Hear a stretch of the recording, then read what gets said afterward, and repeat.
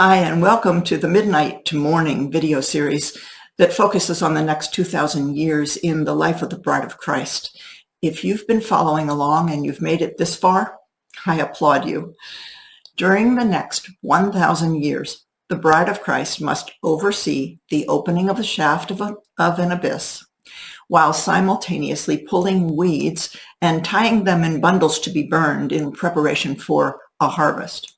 Now, to guide us into the future, we are using a clock, a key, and a net. These three gifts are given to the Bride of Christ at her midnight hour in age-to-age timekeeping, which is happening now.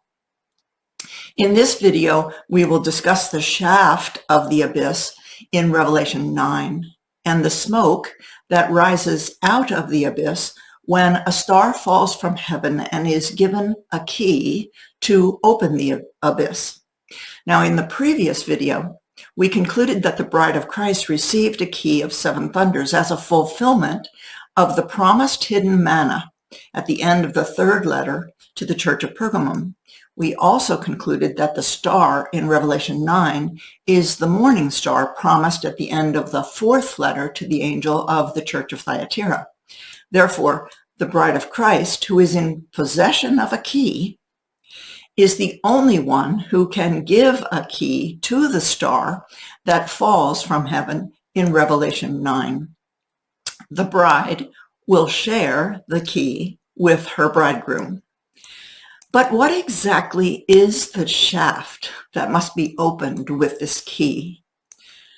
Look, the shaft is the narrow passageway that connects the human mind to the human heart. It is a sacred place where thoughts come and go, some joyfully uttered into existence, others never dared to be uttered at all. It is the sacred place where dreams are kept, losses are mourned, bright ideas are inspired, where determination is born, grievances are held, self-righteousness is imagined, shame is shuddered from the light of day, where time is cursed or hoped for, memories haunt or fade away, and untold secrets die when the breath of life is no more. This is the passageway that must be opened during the next 1,000 years. The shaft is opened to let more of God's divine light and breath enter into the human mind and heart. Now, the countdown to the millennium begins at midnight, which is happening now. Okay, so when the star opens the shaft of the abyss, Revelation 9 says smoke rises from the shaft, like the smoke from a great furnace. And the smoke is so thick that the darkness, that it darkens the sun and the air. But what is it that causes the smoke in the first place? Well, where there's smoke, there's fire. Notice the fire in the human heart that marks this fifth span of time. Opening the shaft fans the flames of God's eternal likeness within the human heart. Now, if you're following this video series, then you will recall that the Bride of Christ is preparing for a harvest.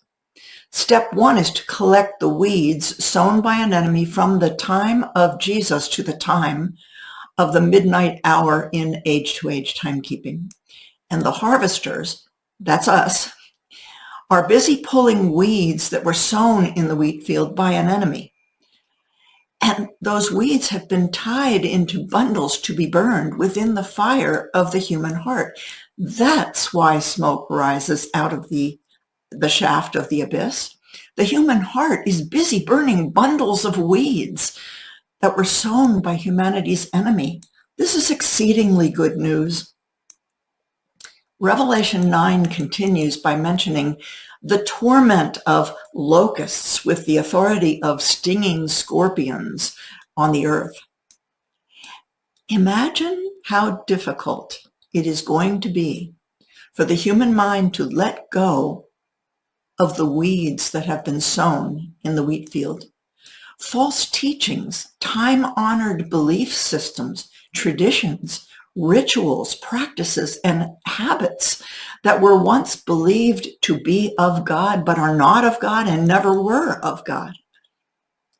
The process of letting go will be excruciatingly painful for generations of people who resist the process of collecting those weeds and tying them in bundles to be burned. And then Revelation continues saying that these annoying, buzzing, chewing, crawling, gnawing locusts with the authority of stinging scorpions are not going to damage the grass of the earth or any green growth or any tree. Let's understand the spiritual significance of this.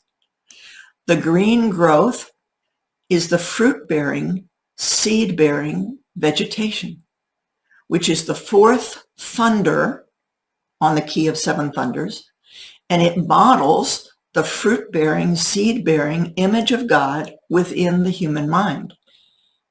Also, the greater light of the sun, which draws all living vegetation toward its light. That is the fifth thunder, which models the likeness of God's eternal fire within the human heart. Now, the bride of Christ must also model the green growth and the greater light of this spiritual truth, while she collects the false teachings from the wheat field and ties them in bundles to be burned. Then Revelation 9 continues, and in those days, people will seek death, but will not find it. They will long to die, but death will flee from them. Now, let's imagine people saying, I will never let go. I refuse to give up my sincerely held beliefs. Or the infamous line, over my dead body.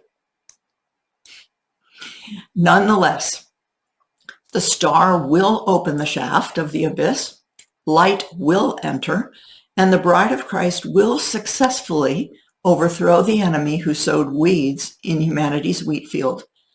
It is just a matter of time. Next up, reframing the Satan. Thanks for listening.